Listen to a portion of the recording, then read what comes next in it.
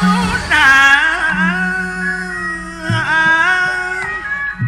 kairing dalang pepeling rek medar carita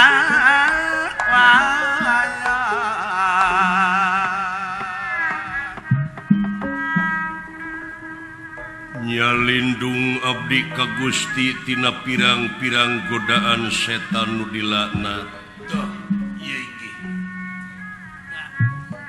Kalayan asmana Allah nu kagungan sifat murah, sifat asih. Maksad medar carita wayang nu jadi perlambang hirup manusia nu gelar di marcapada.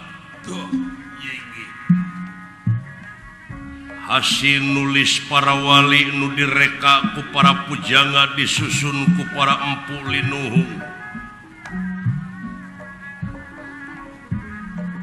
Hasil gawe bareng para luluhur anu parantos ngantun. Margi ieu carita wayang teh teu leupas tina simul silip sinir siloka jeung sasmita eta anu jadi pipining guareun urang sadaya di ieu alam marcapada.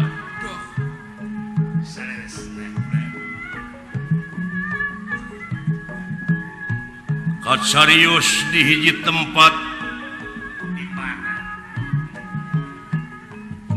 nyaeta hiji tempat anu kalingkung ku gunung-gunung. Hejo lemok tutuwuhan rajegna, hejo lemok dangdaunan rajegna tutuwuhan surcor-cai nu harerang. Marga satwa di sarada, manuk gede manuk leutik pasliwer, kembang-kembang warna-warni di papaes malar pantes. Daya sanes ieu patempatan teh nyaeta pertapan parewana di alas Saptarengga.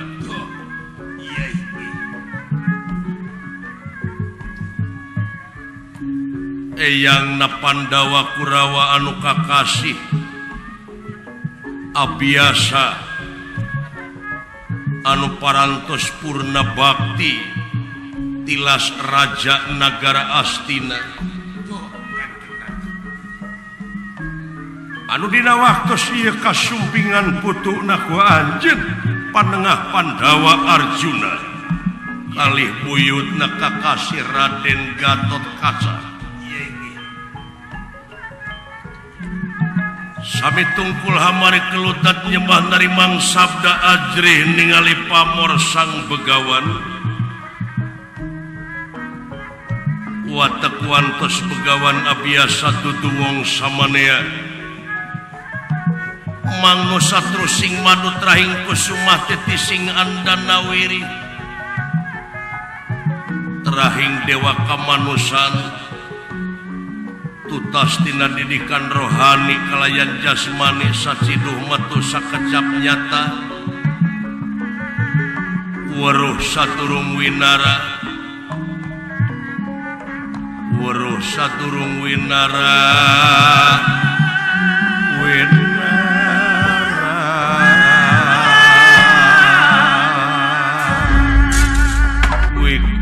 kuya pertapan ajian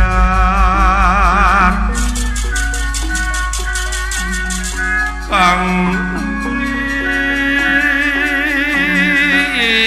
Linwi Kang Linwi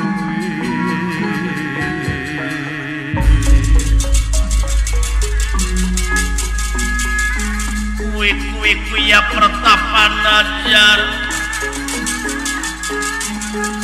ajar Kang Linwi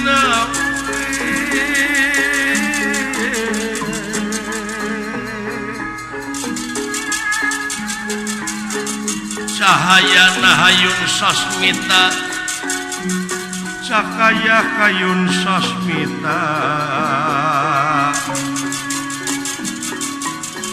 sirna yang ngebaksa kabeh sakabeh.